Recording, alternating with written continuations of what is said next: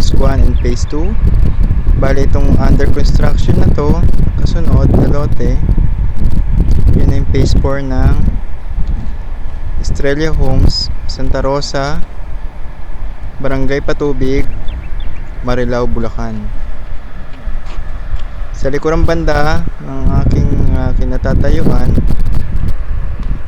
ito naman yung phase 3, block 1. Andito yung block 1. Yun, ang block 1. Tingnan natin na maigi. Block 1. Zoom natin. Block 1. Block 4 and block 6. Block 4 ang kasunod. Yun, block 4. Block 6, block 7.